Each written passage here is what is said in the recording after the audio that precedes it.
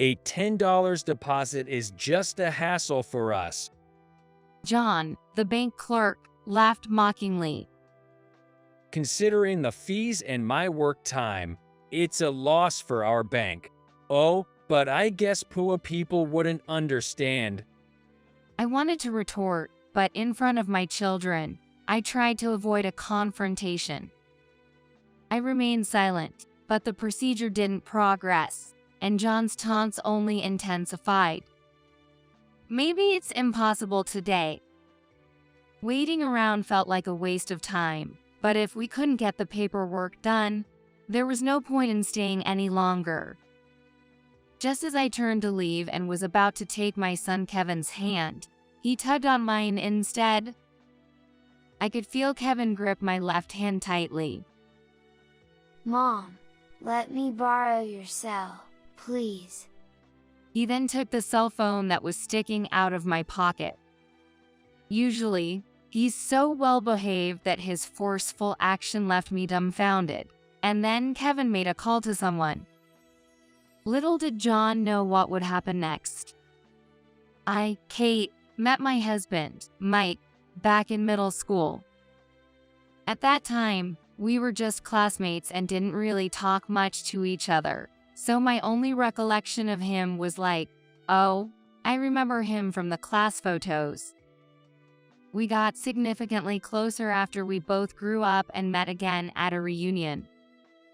The excitement of meeting after so long made everyone let loose, and suddenly, my former classmates started spilling secrets, fueled by alcohol.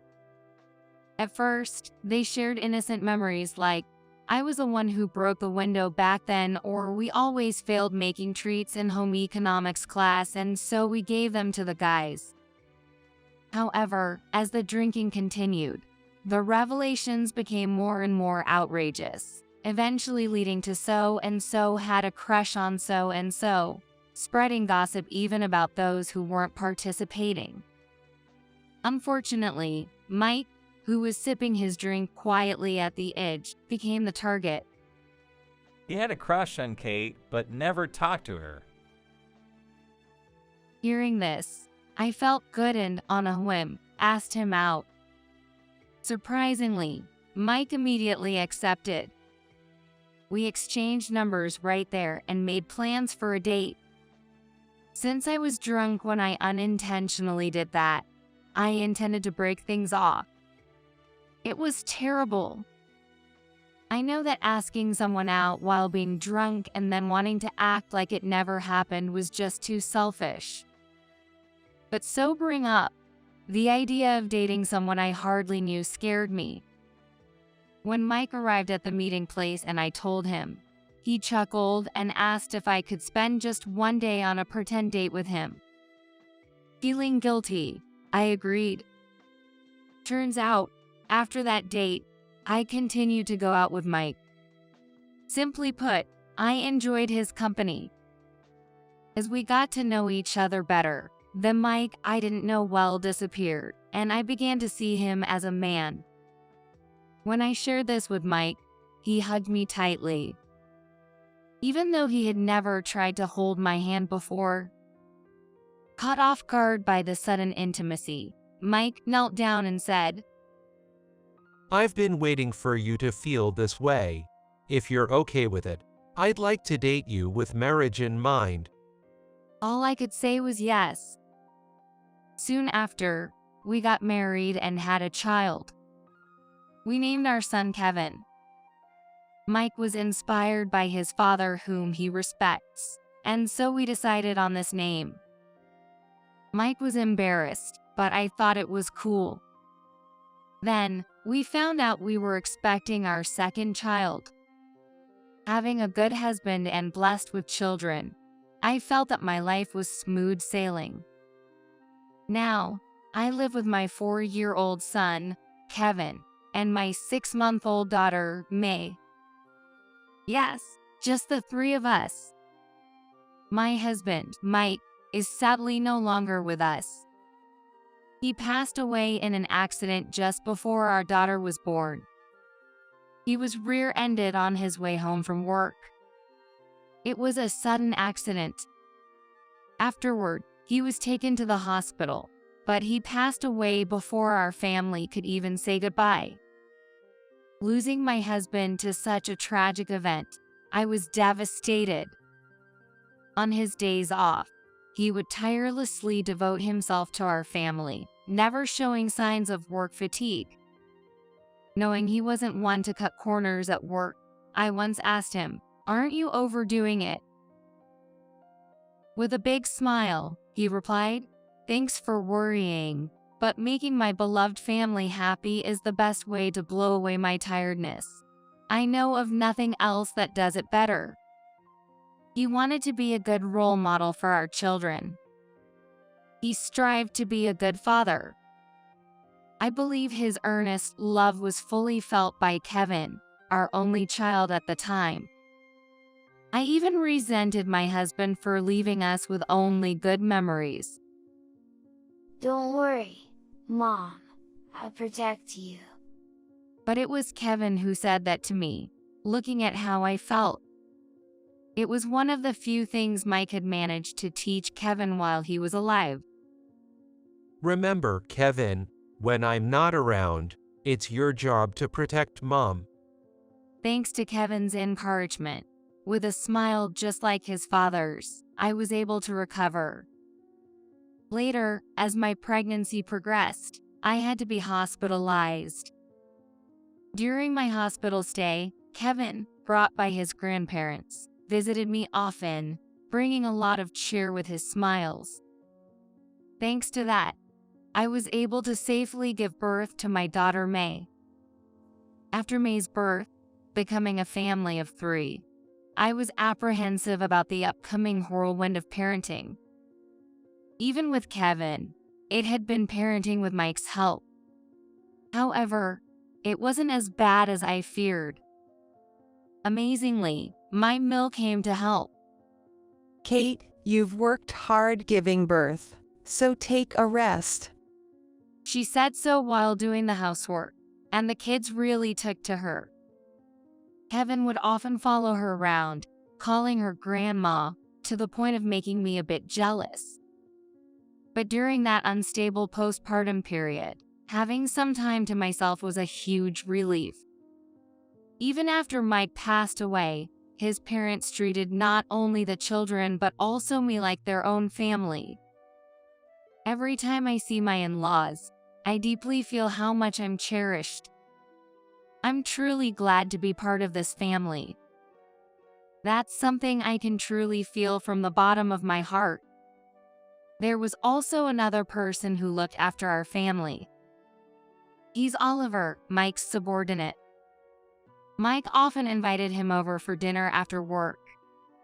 He always hesitated, saying, "Oh no, that's too much." But he never failed to go for seconds, which was quite memorable.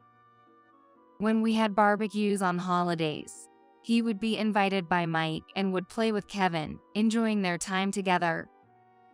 Initially shy, by the end of the barbecue, Kevin would say with a smile, "It was fun, like having 2 dads." After a few more meetings and playtimes, Kevin naturally started calling him Uncle Oliver. After Mike's death, he began taking Kevin to parks and amusement parks on holidays. While he took care of Kevin, I could spend quiet time with newborn May. Above all, I am grateful to Oliver because Kevin always comes back with a big smile saying, "It was so much fun." One day, we were on our way to the bank. It had been put off due to childbirth and parenting, but we needed to set up a new account to receive Mike's inheritance and life insurance. After May turned 6 months old and could hold her head up, I could use a baby carrier. This enabled me to free up one hand to hold Kevin's, increasing our opportunities for outings together. Kevin doesn't suddenly start running. He would walk closely beside me, his serious expression resembling that of a little bodyguard. The bank we were aiming for was a major one, located near our house, where my husband had an account. It was my first time opening an account there, and I decided to go in person out of curiosity and a desire to see it. Despite it being a weekday afternoon, the bank was bustling with people. I was glad I had made an appointment online. However, I had just heaved a sigh of relief when I realized that my outfit was standing out. I was rushed off my feet looking after the kids since morning, ending up in a casual outfit of denim and a t-shirt.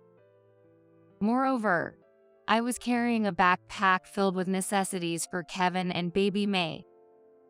Inside the bank, nearly everyone else was dressed formally, and I felt suddenly embarrassed by my lack of makeup and casual look. I wished I had dressed more appropriately. But it was too late to go back, so I just wanted to finish my business and leave. I joined the queue and informed the staff member that I had an appointment. As soon as the male receptionist saw me, he stared at me intently from head to toe. Please wait in the waiting area. We'll call you by your number. I was bothered by his snide tone, but no, that couldn't be it. That must be my misunderstanding. The staff member was wearing a name tag that read John. He stood up and went to the counter as soon as my registration was finished, then whispered something to the employee there. I felt uncomfortably scrutinized the whole time, but decided not to dwell on it. To be ready for the kids' bathroom needs, I sat near a restroom along the wall and waited to be called. After a while, I noticed something odd. People who arrived after me were being called before me. Checking my number confirmed it wasn't just my imagination. Maybe they called my number while I took the kids to the bathroom, and I missed it. Being new to this bank, I assumed it was their system. Number 144. Is number 144 here? Once again, a later number was called. Apparently, someone didn't show up when their number was called. A staff member emerged from the counter area. That staff searched around and then approached an elderly woman dozing in a chair, assisting her to the counter. They were incredibly kind, and it was heartwarming to watch. No, that's not it. Something's wrong. Am I being deliberately ignored? I thought it was impossible, but given the receptionist's earlier behavior, it doesn't seem entirely out of the question. I adjusted my backpack and took Kevin's hand. I then headed back to the reception. The staff member there had changed to a younger one. Next to his name tag on his chest, there was a plate that read "In training." He must be a new employee. Good, I thought, he might take me seriously. Seeing that there were fewer people around, I asked if my number had been overlooked or if I was being skipped. Well, we're calling numbers in order. The young staff member stammered. And then after that, he kept repeating, "We call numbers in order," like a parrot, whenever I asked anything further.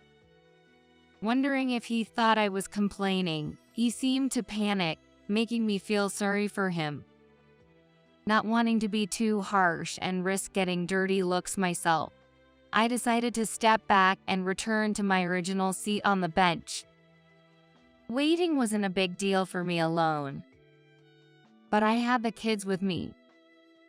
I hadn't brought many diapers for May, not expecting such a long wait.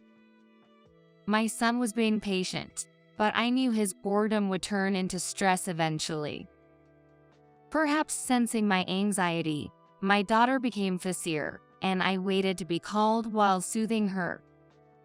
Number 102. Is anyone here? Ultimately, I was called more than 3 hours after my initial arrival. There were hardly any people left in the waiting area, and it seemed I was the last to be called. It was an excessively long wait. Even though I had no other plans besides the bank that day, it was now getting close to dinner time. I needed to hurry. I walked briskly to the counter. To my dismay, it was that rude staff member who was there. His name tag clearly read John. He continued to look down on me with a blatantly condescending gaze. Huh. He sighed as soon as I sat down. Drained of the energy to be irritated, I ignored John's sigh and conveyed my need to open an account. You could have opened an account online, you know. Seriously, coming to our bank with kids in tow is unthinkable. Well, when you're poor, I guess you can afford to mind your time and place, ho. He said that to me while smirking condescendingly. I wondered why I had to endure such treatment.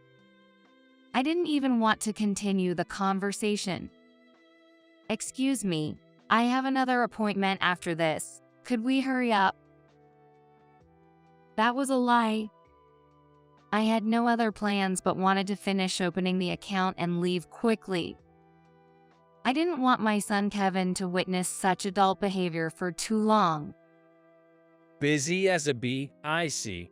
Thanks for your hard work, ho. He lazily spread out the documents. I quickly filled out the necessary information and handed them back. You'll need to make an initial deposit. Do you have cash on hand? Such a rude man. His words dripped with condescension. But getting too upset might upset my daughter May again. If that was the case, this staff member would likely become even more aggressive. I needed to stay calm. Is $10 okay? It was embarrassing to say $10 given the previous comments about being poor, but that was all I had. John picked up the bill from the tray, fluttering it with a sneer. A deposit of just $10 is troublesome for us, you know. He continued mockingly. Considering the fees and my work time, this is a loss for our bank. But I guess you wouldn't understand, being poor and all. I wanted to avoid any confrontation, especially in front of my children. So, I remained silent, listening to John's escalating insults. He ranted about how the initial deposit reflects stress in the bank and how ignorant I was not to know this, eventually sneering as he pointed to the head of household section on the form. You probably drove your man away with such ignorance, didn't you? For the first time, I felt more baffled than angry. Strangely, even though Mike was being ridiculed, I felt as if it was all happening to someone else, almost as if I had reached enlightenment. John's words just slid through my mind like a severe case of tinnitus. It seemed impossible to get anything done today. Waiting here was a waste of time if we couldn't complete the process. As I was about to leave with Kevin, he tugged at my hand instead. I could feel the strength in his grip. Mom, can I borrow your phone, please? He said that, and then took the cell phone sticking out of my pocket. Usually, he's so well behaved that his sudden assertive action left me stunned. Then, Kevin made a call to someone. The call connected almost instantly. Grandpa? Hey, can I cancel the $500 million account? While I was stunned by Kevin's words, John burst into laughter. Ha, what are you talking about? At your age, you should know how to count money. Poor education must be a thing in a poor family, huh? That's sad. In contrast to John's mocking laughter, my son smiled cheerfully. Then, looking at me, he said with energy, I told Grandpa about this guy. He's coming over now. It seemed Grandpa was already on his way, making it hard to cancel now. John, overhearing our conversation, must have thought it would take a while. He lazily started to speak. Taking up the time of capable people shows how ignorant you are. That's why you're poor. I thought to myself, you're the rude one, but it was clear that John was beyond reason. I gave up trying to converse with him and just waited. A few minutes later, the buzz among the staff signaled the arrival of Grandpa, my Phil. He was dressed sharply in a navy blue suit, but his slightly disheveled hair suggested he had rushed over. Upon seeing him approach, John froze. You should have called me if you were coming. My Phil said that nonchalantly while petting Kevin's head. I thought it would just be a quick account setup and I didn't want to bother you. He nodded in satisfaction. He was smiling constantly, but his eyes were not as he looked at John. What? Finally reacting, John jumped up from his chair, retreating while trying to hide his twisted smile with his hand. Mr. President, why are you here? My Phil, also Kevin's grandfather, was the bank president. Of course, it seemed John recognized the face of the head of his workplace right away as he turned pale. My husband had also worked at this bank.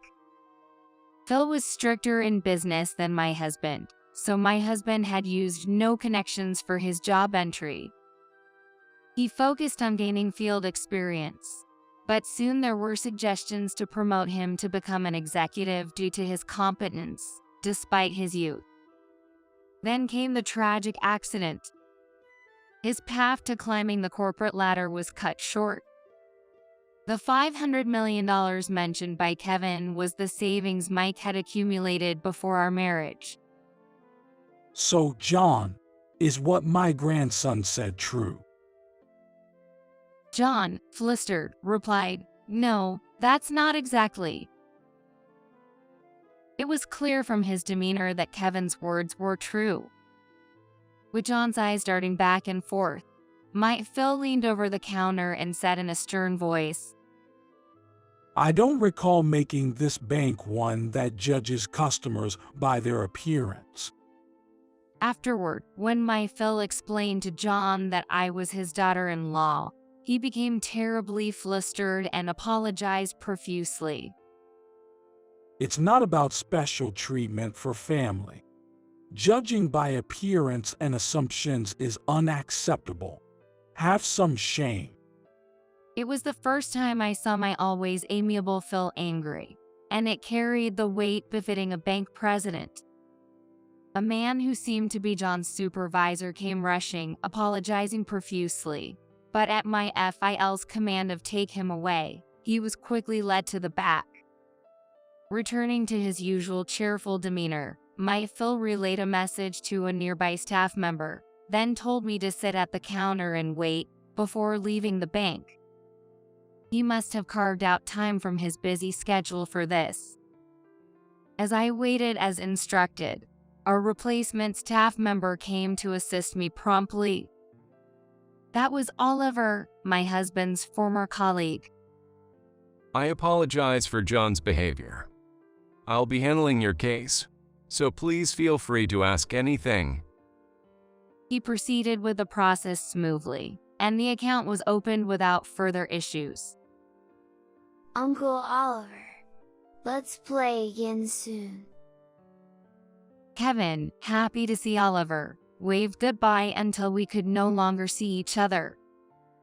Watching this, my accumulated negative feelings from today's events seemed to vanish, and by the time I left the bank, I was smiling. I realized again what my husband used to say, "Nothing makes me happier than seeing our child happy." Later, we visited my in-laws to express our gratitude. But as soon as Phil saw me at the door, he apologized before I could even say thank you. I'm sorry. As the bank president, I share responsibility for my employees' rude actions. I sincerely apologize. I felt apologetic instead because he had helped us this time. When I told him that he didn't need to apologize, he knelt to be eye to eye with Kevin and took his hand. Kevin, thank you for protecting Kate, my son's precious wife. I'm truly grateful. Looking directly into my FIL's serious eyes, Kevin, with an equally earnest expression, said, "It's a promise I made with Dad." He stated it clearly.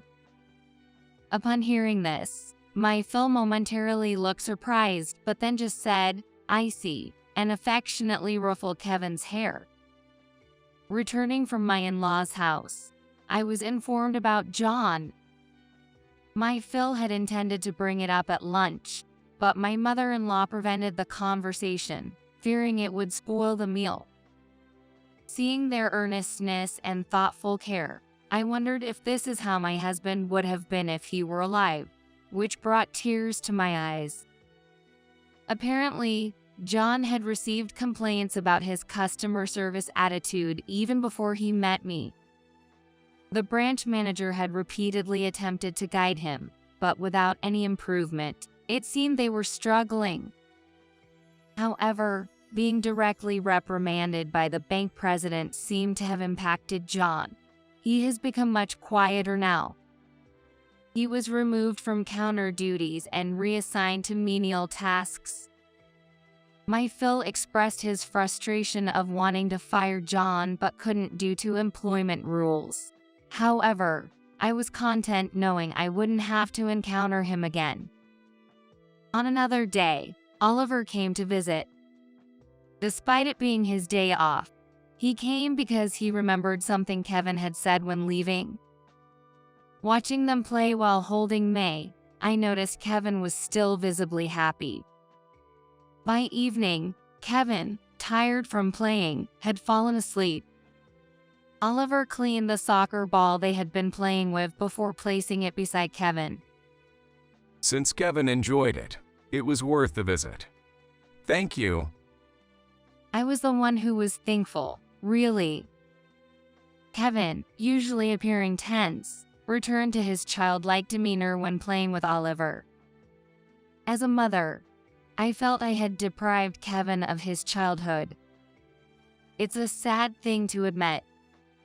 But with Oliver, Kevin could be a child again, and I am deeply grateful for that. When I shared these thoughts, Oliver, with his always kind smile, said this: Ma'am, you are doing your best.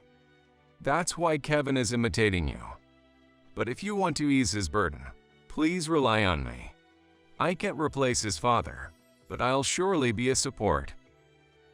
I know I will continue to rely on his kind and strong spirit. After my husband's death, it felt like I was being swallowed by a gaping hole in my heart. However, the connections with people that Mike, who should have been gone, had left behind, ended up saving me. Mill, Phil, Oliver, and especially Kevin and May pulled me through. They are all such wonderful people, more than I deserve. I will live my life being supported by them. I wonder how Mike, watching from heaven, feels about me always needing help. Would he be angry at my inadequacy? Or just shake his head in pity? I can't imagine either. Oh well. Even though Mike is strict at work, he's soft when it comes to family matters, always giving me a kind and dependable smile. I can only picture him like that. Will Kevin perhaps smile like that one day as well? I believe he will. Kevin takes after Mike. But as a mother, I hope that resemblance is directed towards the people he cherishes.